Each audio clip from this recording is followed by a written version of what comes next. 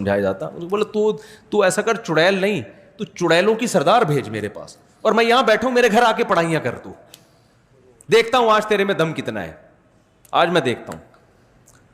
میں نے کہا اور اگر یہ ہو رہا ہے نا, یہ جو ایسے کر کے اس کو ڈانٹ رہے ہیں کہ جی دیکھیں وہ دیکھیں کائنڈلی آپ پلیز دیکھیں پلیز. میں نے کہا پھر 24 نہیں 12 گھنٹے میں تیرے ساتھ وہ کچھ ہو جائے گا جتنا تو سمجھ رہے ہیں نا اس کا ڈبل ہو جائے گا. وہم تو ایک بہت بڑی بیماری ہے, آپ جب ایک فرض کر لیتے ہیں نا تو بہت نقصان ہوتا ہے آپ کو.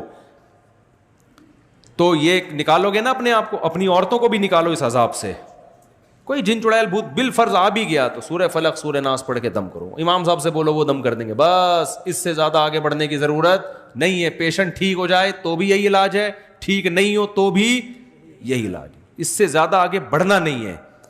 اول تو جب یہ کانفیڈنس پیدا کرو گے تو آئے گا ہی نہیں جن. میں نے ایسے لوگوں کو دیکھا راتوں کو اکیلے قبرستان میں سوتے ہیں. آپ میں سے کوئی بھی رات قبرستان جائے نا 2 بجے, کوئی نہ کوئی چڑیل نظر آئے گی. گورکن کو کبھی نظر نہیں آتی. یہ جو ہمارا انڈا موڑ سے آگے قبرستان ہے نا, یہاں بہت لوگوں نے سرکٹے دیکھے ہیں. میں نے آج تک کوئی سرکٹا جتنے دیکھے جڑے ہوئے سر والے لوگ ہی دیکھے ہیں. لیکن رپورٹیں ہیں کہ ہم نے وہ پاپوش کے قبرستان میں سرکٹا دیکھا, اور وہ بتانے والے بھلے نیک لوگ ہوتے ہیں بھائی, ان کے دماغ میں چونکہ ایک وہم پیدا ہو گیا, ان کو سرکٹا بھی نظر آئے گا, ایک آنکھ والا بھی نظر آئے گا, چڑیل بھی نظر آئے گی, بھوت بھی نظر آئیں گے ان کو. آپ کانفیڈنس پیدا کرو, آپ قبرستان میں جاؤ. قبرستان میں تو اور بھی خوف نہیں ہونا چاہیے. وجہ اس کی ہے کہ خوف تو زندوں سے ہوتا ہے, مردے تو بیچارے مرے اس لیے کہ اب کسی کام کے, وہ موت نام ہی اسی چیز کا ہے. میں اکثر ایک واقعہ بتاتا ہوں نا, ایک صاحب نے کہا کہ میں مزار پہ جا رہا ہوں, مجھے فالج ہوا ہوا ہے جو ہے نا, تو میں مزار پہ جاؤں گا, میں دعا مانگوں گا تاکہ بابا کی برکت سے میرا دوسرا دھڑ بھی میرا فالج ختم ہو جائے. میں نے کہا بھائی جس بابا کی قبر پہ جا رہے ہو ان کے دونوں دھڑ کام نہیں کر رہے ہیں, تو تمہارا آدھا دھڑ تو کم از کم کام کر رہے ہیں نا. تو جس کے دونوں دھڑ کام نہ کر رہے ہوں وہ اس کا دھڑ کیسے صحیح کر سکتا ہے جس کا ایک دھڑ کام نہ کر رہا ہو. ان کو تو اگر کر رہے ہوتے تو وہ اپنا دھڑ پہلے صحیح کرتے نا. تو مردوں سے تو بیچارے ویسے ہی خوف نہیں ہونا چاہیے, لیکن جن چڑیل بھوتوں کے جتنے واقعات قبرستانوں سے متعلق ہیں اتنے کہیں اور سے متعلق نہیں ہیں. نظر بھی آ جاتے ہیں لوگوں کو, وہم ہوتا ہے. تو اس لیے اپنے آپ کو نا ریئلٹی کی دنیا, گھر میں چوری ہو رہی ہے, چور کا پتہ نہیں چل رہا, جن پہ مت ڈالو. بہت کیس میں نے ایسے پکڑوائے ہیں, لوگ کہہ رہے یار کوئی بھی چوری نہیں کر رہا, پتہ نہیں لاک کہاں سے کھل جاتا ہے. میں نے کہا اندر ہی کا چور ہے. کہہ رہے نہیں ہمارے گھر میں. میں نے کہا بھائی ہو نہیں سکتا. میں نے کہا خفیہ کیمرہ لگا دو کہیں سے. تو بینکوں سے چوری ہوتی ہے, کبھی دیکھا بینک نے حساب کتاب میں گڑبڑ آ رہی ہے بینکوں میں نا, سال کے آخر میں آڈٹ ہوتا ہے نا پورا کروڑوں روپے کا حساب, پتہ چلا جی کروڑوں روپے میں گڑبڑ ہو رہی ہے. کبھی دیکھا بینک کے جو آڈٹ کرنے والے ہیں انہوں نے کہا اس دفعہ کوئی چڑیل کا کیس لگ رہا ہے یا کوئی جن نے لاکر سے پیسے نکالے. تو اس لیے اپنے آپ کو اس شہر سے نکالو. خیر میں لقمان علیہ السلام کی بات کر رہا تھا, تو پہلی بات اپنے بچوں کو بھی جن چڑیل بھوت کے بارے میں مضبوط کر دو.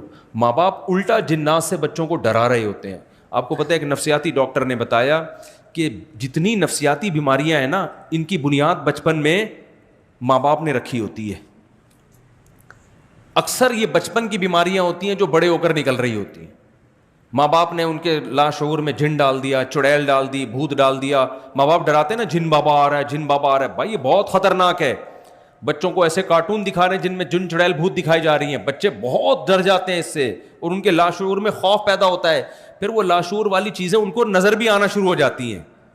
اچانک رات کو چیخے گا ابو یہ چڑیل کھڑی ہوئی ہے سامنے. یہ سارے ہو رہتے ہیں یا تو موبائل پہ دیکھ رہا ہے یا کمپیوٹر پہ دیکھ رہا ہے, یا اس کو اسکول میں کوئی جن چڑیل بھوت کی بات کر رہا ہے, یا ماں باپ اس کو جن چڑیل بھوت سے ڈرا رہے ہوتے ہیں. بچوں میں تو کانفیڈنس پیدا کرو, بیٹا کسی سے ڈرتے دیکھو, میں تو صرف تمہاری اماں سے ڈرتا ہوں, میں اس کے علاوہ میں کسی سے نہیں ڈرتا. تو تم بھی اپنی ماں سے ڈرا کرو بس, سمجھ رہے ہیں نا, صرف اپنی ماں سے ڈرا کرو اور ماں بتائے اپنے باپ سے ڈرا کرو, باقی کسی سے ڈرنے کی ضرورت نہیں ہے. بہادری, ہم نے ایسے بچے بھی دیکھے بلیوں کو یوں کر کے دم سے اٹھا لیتے ہیں, ڈرتے ہی نہیں ہے.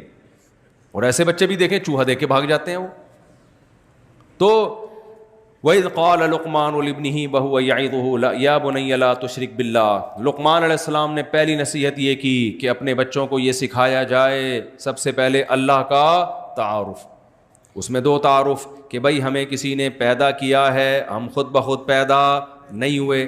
سب سے پہلے ڈاروین کے نظریے پہ رد کرو بچوں کو, کیونکہ جب اسکول جائیں گے ڈاروین کی تھیوری پڑھیں گے ان کے گمراہ ہونے کا خطرہ ہے. بتاؤ بیٹا اسکول میں ڈاروین کی تھیوری پڑھائی جائے گی, ایز اے سائنس تھیوری پڑھنے میں کوئی حرج نہیں ہے تاکہ نالج ہو آپ کی. لیکن بیٹا ہم بندر سے نہیں بنے, یہ پاسبل ہی نہیں ہے کہ ایک سیل آٹومیٹیکلی ترقی کرتے کرتے کرتے کرتے خود بخود بندر بن جائے اور خود بخود وسیم بھائی اور غفار بھائی اور ستار بھائی بن جائے. بیٹا یہ عقلاً ممکن نہیں ہے, ناممکن ہے. یہ چیزیں بچوں کو پہلے سے سکھا دو, یہ ہو نہیں سکتا. ایک سائنٹسٹ نے بڑی پیاری بات کی, ایک فرانس کا ایک سائنسدان ہے, مجھے نام اس کا یاد نہیں ہے, تو یاد تھا بھول گیا کیونکہ گوروں کے نام بڑے مشکل قسم کے ہوتے ہیں نا. اگر غفار بھائی نام ہوتا تو یاد رہتا ہمیشہ سے. بھائی فرانس کا سائنسدان تھا, وسیم نام تھا ان کا, وسیم موتی والا, وسیم کباڑیا, کچھ بھی ہوتا. اب ان کا نام ایسے مشکل فرانسیسی نام ہے, منہ سے نکلتا ہی نہیں ہے. تو اس نے ایک بات لکھی کہ ہم اپنی جیب میں 10 پرچیاں ڈالیں, 10 پرچیاں ڈالیں اور ہر پرچی پہ لکھیں 1 2 3 4 5 6 7 8 9 10, اس طرح گنتی لکھ دیں. پھر ہم ان پرچیوں کو نکالنا شروع کریں. تو کیا یہ ممکن ہے کہ پہلے نمبر پہ اتفاق سے پہلی نکلے, دوسرے نمبر پہ اتفاق سے دوسری نکلے, تیسرے نمبر پہ اتفاق سے تیسری نکلے, چوتھے نمبر پہ؟ یہ ہو سکتا ہے؟ اس نے کہا یہ پھر بھی ہو سکتا ہے اگر 1 ارب دفعہ اس عمل کو دہرایا جائے. 1 ارب دفعہ یہ عمل کریں نا تو میں بھی پاسبل ہے کہ ایسا عجیب اتفاق ہو جائے کہ پہلے نمبر پہ پہلی, دوسرے نمبر پہ اتفاق سے دوسری, تیسرے نمبر پہ اتفاق سے تیسری. لیکن یہ جو سیل ہے نا, سیل ایک خلیہ ہمارے زمانے میں اس کو خلیہ کہتے تھے, آج کل خلیہ کہہ رہے ہیں, پتہ نہیں کیا ہے صحیح. عربی میں میرا خیال ہے خلیہ لفظ صحیح بنتا ہے. تو ایک جو اکائی ہے نا انسان کی باڈی کی, جو ایک اینٹ ہے, یہ ایک اینٹ میں جو ایلیمنٹ استعمال ہوئے ہیں, ایک سیل جو بھی انسان کا نہیں, کوئی بھی جاندار کا, چاہے وہ پودے کا ہی کیوں نہ ہو, اس میں جو ایلیمنٹ استعمال ہوئے ہیں ان کی جو ایڈجسٹمنٹ ہے, جو مینجمنٹ ہے, جس طرح سے ان کو ایڈجسٹ کر کے بنایا گیا ہے, ایک سیل اگر اتفاق سے لا آف چانس کے تحت وجود میں آیا ہے تو اس میں اربوں سال لگے تو ایک سیل کے وجود میں آنے کا امکان ہے, کئی ارب سال. سمجھ رہے ہیں؟ جبکہ زمین کی عمر اتنے ارب سال نہیں ہے, 5-6 ارب کہا جاتا ہے کہ 5-6 ارب سال پرانی زمین. تو زمین میں ایک سیل میرے بھائی لا آف چانس کے تحت وجود میں آنے کے لیے کھربوں سال چاہیے, جبکہ زمین کی اتنی عمر نہیں ہے. کھربوں سال میں شاید ایسا ہو جائے, وہ بھی یقین نہیں ہے. اور اس میں بھی پھر اس سیل کا ایوالو ہو کے 2 سیل میں تقسیم, پھر 3 میں, پھر 4 میں, پھر پورا پودا بننا, پھر پورا پھل بننا, پھر پورا جانور بننا, پھر وہ جانور سے ترقی کرتے کرتے بندر بننا, بندر سے انسان بننا. یہ اگر بالفرض ہوا بھی, اول تو ناممکن ہے ایسا اتفاق, تو اس کے لیے کھربوں ضرب سال چاہیے, جبکہ کائنات کی اتنی عمر ہے نہیں. پھر بھی ہوگا نہیں, لیکن اگر فرض کریں تو شاید اس طرح سے ہو جائے. تو بچوں کو بچپن سے ہی سکھا دو, بیٹا ہمیں بنایا گیا ہے, ہم آٹومیٹیکلی بنے نہیں ہیں, ورنہ وہ کل جا کے ملحد ہوگا, ایتھیسٹ ہوگا. آپ کہہ سکتے ہو ملحد ہو جائے جہنم میں, اپنی مرضی سے ہو رہا ہے, آپ کو پہلے جہنم میں پھینکوائے گا, پھر جہنم میں جائے گا بعد میں. دنیا بھی آپ کی جہنم بنائے گا, کیونکہ جو ایتھیسٹ ہوتا ہے وہ انسانی حقوق کی باتیں بہت کرتا ہے, انسانی حقوق کا علم بردار بالکل بھی نہیں ہوتا.